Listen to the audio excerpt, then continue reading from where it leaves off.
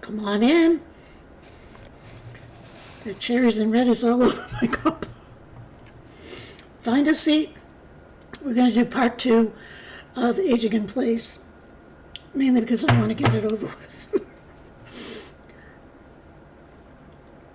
I told you I wasn't going to eat in front of you, but I changed my mind for today anyway.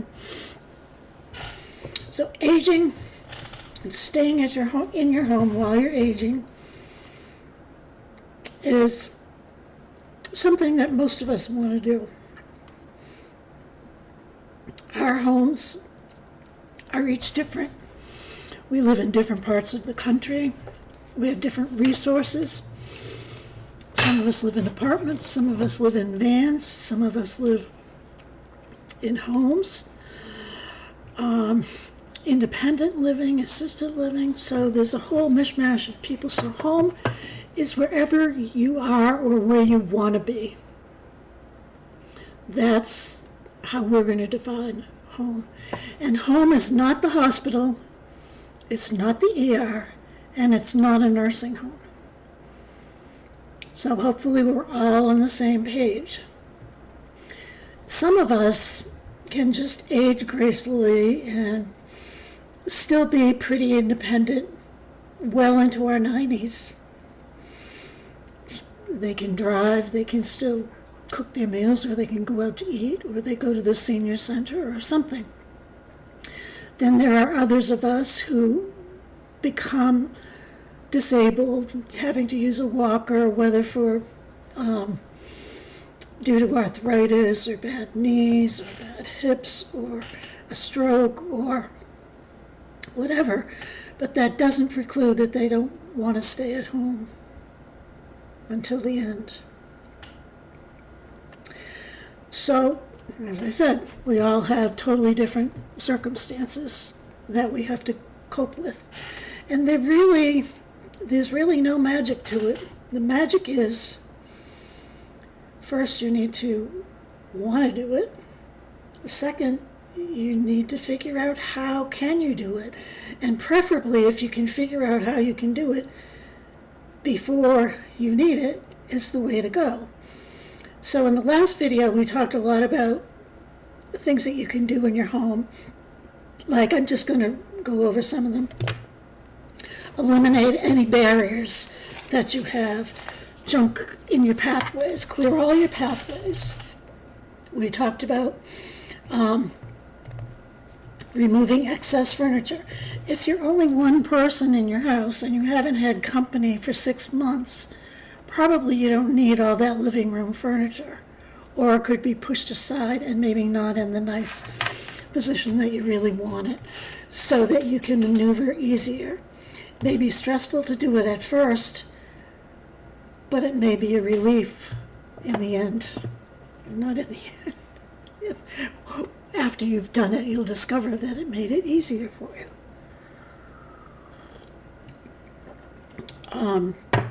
Fix your electrical cords. Put up a ramp if you think you're going to need it. If you're in a walker, some people with walkers are able to walk upstairs. Other people are not. Walking downstairs with a walker is tricky. Well, walking upstairs with a walker is tricky too. So a ramp would be the best thing. But they also have these stair risers. And I think I incorrectly told you they were threshold risers. But it's a way to build the stairs. Like beyond a landing, say you were going into a garage. The stairs are just 3.5 inches deep, and they're as wide as the platform, so they can hold a wheelchair, but you wouldn't want a wheelchair on it, but it can hold a walker. So you can go down and use your walker safely. We talked about handrails, and I don't think I emphasized this quite enough. I did a lot of talking about the importance of handrails in the bathroom. Well, you need handrails in a lot more places than the bathroom. You need them maybe in the entrance to your house if you have one step that you've got to pull yourself up. That would be a good thing. They have these attachments that you can put on the car, on the hinge of the car, that can help you pull yourself in, whether you're a passenger or whether you're the driver. They're portable, and you can find them on Amazon. Once again, I'm going to apologize. I can't put these things on because I don't know how to do it. And we're all savvy people. We're all intelligent people. You can figure it out. You can get on Google or Amazon and find them. Something to do.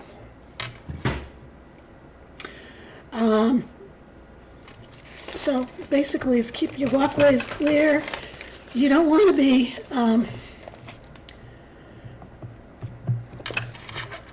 training for the Olympics with all the stuff that you have cluttering around. No more piles of magazines, no more soda cans. You have to pick up no more knitting bags. Been there, done that. I've done all that stuff. We have to get rid of all those cords, that extra cords, like that I have, my vacuum cleaner cord. I have cords in my bedroom that people have suggested things, and I have moved things around so it's a little bit better, but I still have to deal with my vacuum cleaner before my friend strangles me with the cord. Area rugs, put non-skid things on it, and that white stuff does not work, that bubbly stuff. And the home, what did I say? Like a third of elderly falls are due to an environmental thing, like a trip or a slip. So you need to be careful. You should be wearing non-slip shoes. You should be wearing something like sneakers or something that has a grip, not those scuffy, shiny slippers, or not slipper socks. And you know what? I'll tell you a secret.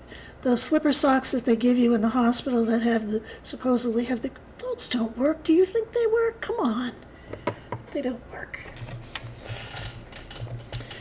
So, one activity that you could do is you could pretend, or maybe you don't have to pretend, walk around your house with a walker. And, you know, if you don't have a walker, pretend that you do. Maybe you should get one just in case. I have one in my shed, just in case. And pretend to walk around. Well, you can walk around. You don't have to pretend to walk. But pretend you have, like, you're trying to get something to someplace. And just see what the barriers are before you're trying to walk around with a walker, and then figuring out. You want to do it before. So try that. Try a wheelchair. Now that's a tough one. Some wheelchairs don't go through doors. When we redid this house, we had them add an extra few inches. I don't know if it's enough for a wheelchair, but it's more comfortable for a person with a walker trying to get in. I know that. So,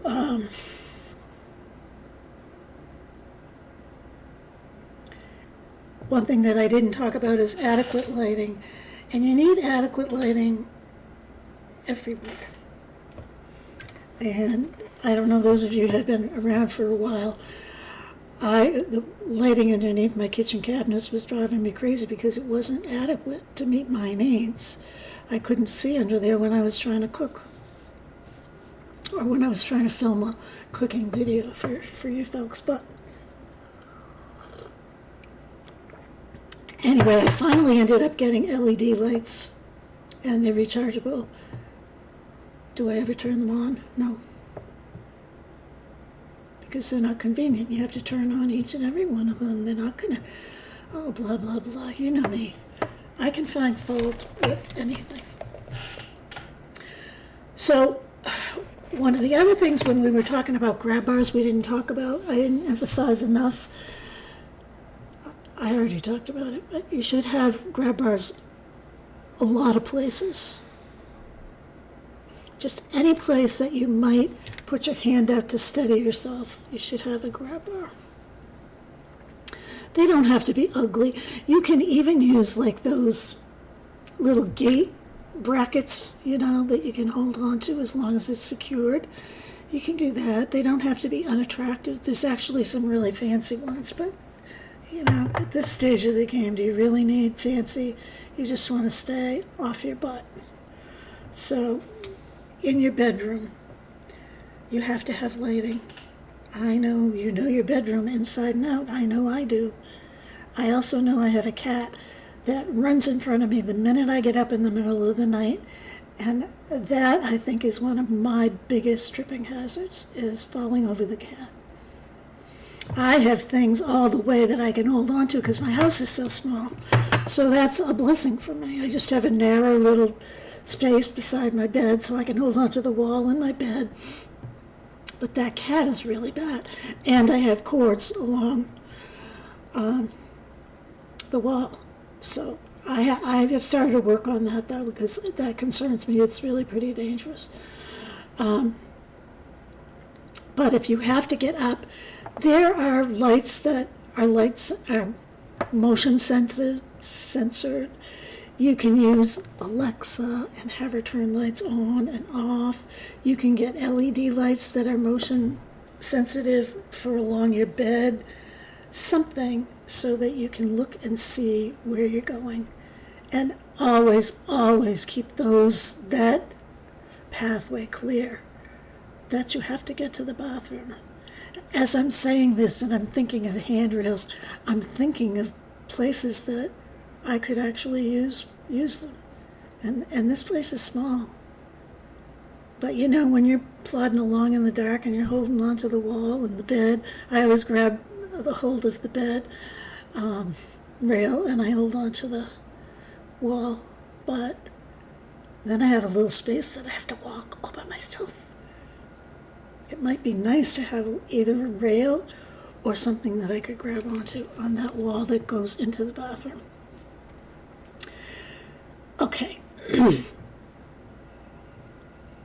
You should also have a little nightlight. My clock is so bright on my nightstand. It's like I'm sleeping in bright daylight. So that's not a problem for me, but you really should. You should also have a flashlight handy.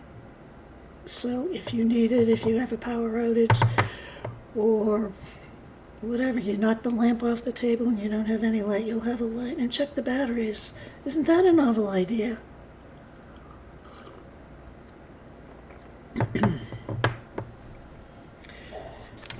You don't need a spotlight, you just need something to show you the way.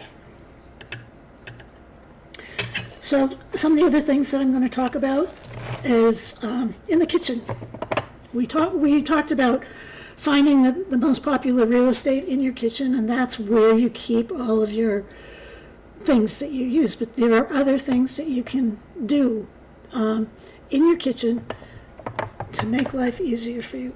Any bit of stress or anxiety that you can eliminate is very good for you. You don't need it, especially if you're walking around 85 years old, 89 years old, you're walking around with a walker and you're worrying about how you're going to cook your meal, how you're going to go to the doctor tomorrow. You should be able to just reach in your cabinet and get what you want and not worry about it falling on your head.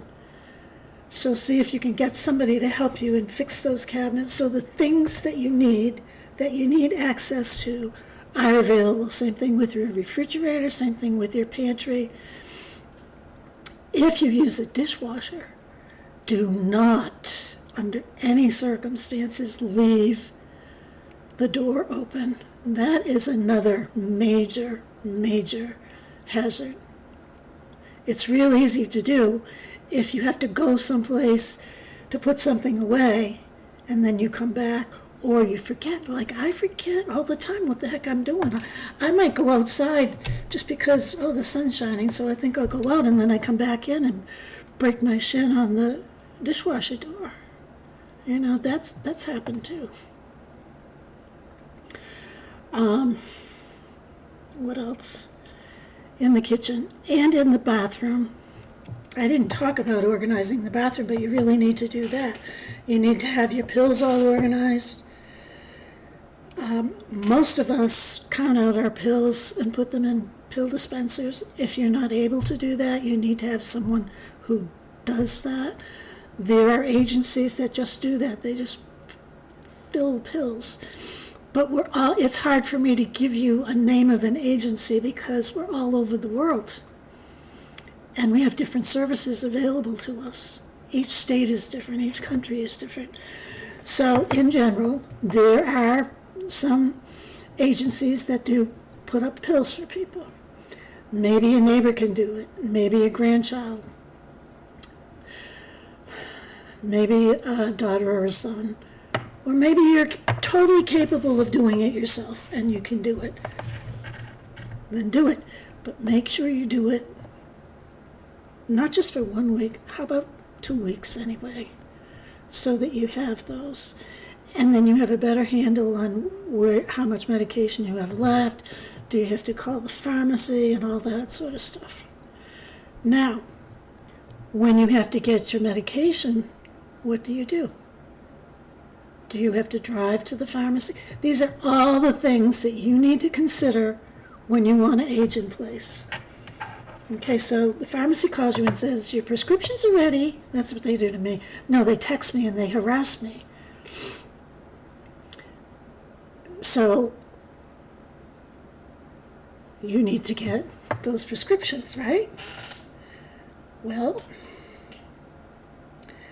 it's really a royal pain in the neck for you to even get into the car. You're still driving, but what an aggravation it is. Now, somebody could pick it up for you if they know your address and your date of birth. Or you could have your prescriptions mailed to you. I'm thinking of that more and more, of just having my meds just sent to me. It's one less thing that I have to worry about or take care of. But I don't know if I'll do it. I know Amazon has a prescription refill. My pharmacy will mail out your prescriptions. Some pharmacies will deliver. So if you're aging in place, you need to figure that out. Is that service available in your town, in your area, wherever you are? Because it's difficult for you to go out and get your medication. If it's not difficult and that's the only time you get out, then maybe you should go and pick up your medication because there's so many things to consider. You need to keep social, you need to keep active, you need to keep doing stuff. Only you know what you need or what you can't do and what you can do. Some people might think they know what you can do, but you're the only one who knows.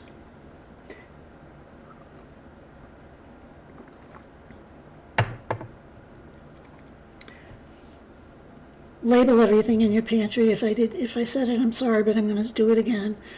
Label stuff in your pantry. If your eyesight's bad and you need, large print, label them large print. Label your paprika and your cinnamon so you don't confuse the two, and put the cinnamon on the chicken when you wanted to put paprika on it.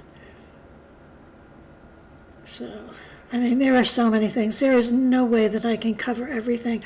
I'm just hoping that people that are listening and watching will add in the comments, and then I will pull that all together and we'll talk about it at our board meeting so that, I can summarize some of the suggestions because I know you don't all see the comments. So,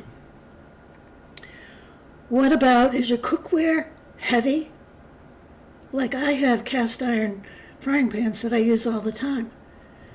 But I'll tell you what, it's a pain in the neck. I store them in the oven.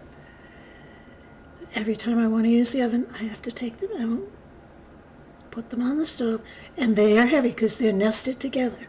Now, of course, I could take one out after the other, but then you're talking time, you're talking effort. It's a pain in the neck. So, how about treating yourself or asking for Christmas for a very lightweight set of cookware and dishes? My friend used to have the white Corningware dishes. They're flat, they're lightweight, they're attractive.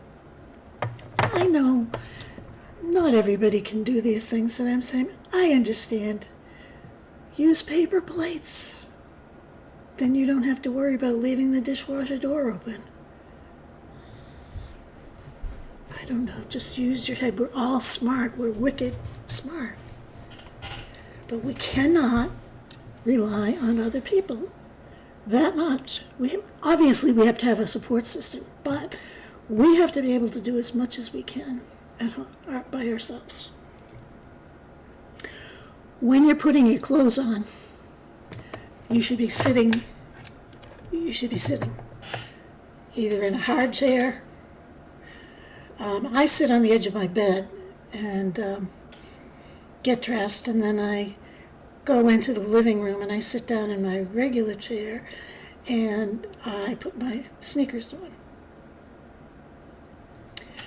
So I do that, but what people suggest is that you have one by the doorway, like if you have to put boots on. How are you going to put the boots on? You're going to stand on one leg, so think about those things. That's another area that a handrail might be a good idea to pull yourself up from the chair that you're putting your boots on. These don't apply to everybody, but just grab one idea that will make your life easier. The other thing that we have a hard time with sometimes as we get older is getting out of low chairs. I can't stand that. I cannot stand trying to lift myself out of... those slingback canvas, well, they're not even canvas, but they're all fold-up chairs, and they look like a butterfly wing kind of thing, and people keep them in their cars for spare chairs if you go to a baseball game or something. I sat in one of those last year. I could not get out. I was in my next-door neighbor's house. They were having a party over there, and I sat in it, and it sinks down. It's like a sling, and it's really low. I couldn't get out. 3 people had to pull me out of the chair. I was embarrassed. I was mortified. Mostly I was pissed that I couldn't get out of the chair. It's shocking. It's shocking how things you did last year you can't do this year. I mean, it is. And so we need to eliminate as much stress as we can. Let me see. Another thing I've been doing, don't tell anybody. Or did I already say that in the other one? Well, I can't emphasize it enough. I let my tea kettle boil dry because I went outside. I could have burned the whole place down. And that's not the first time. They have, apparently, I haven't looked it up, but they have automatic shut-off knobs for stoves. I'm going to look into that because I'll tell you, the day that I boiled out the water in the teapot, it was a long time. It freaked me out. Like, how could you do that? Last week you just burned all the hummingbird food that you made. 2 weeks in a row I did that. So we have to figure out how to avoid that, and if it means investing some money in self-turning off knobs, I got to find out about that because that freaked me out. Let's see. I talked about sitting down. You need to have all your emergency information gathered together. Now, I didn't talk about advance directives, your living will, your will, your insurance, all that stuff, your life insurance, if you have any. You have to have that all in one place where you know where it is. They also strongly advise that you take copies of everything and have it in a go bag. If you live in one of these areas that has tornadoes and things and you have to evacuate, then you have your important records with you. So, but that's a whole other thing. The next video that I do, we're going to talk about how do you get food? And we touched on how do you get Medications. Do you go to the grocery store? What happens when you have to go to the doctor? What happens if you want to go to lunch at the senior center?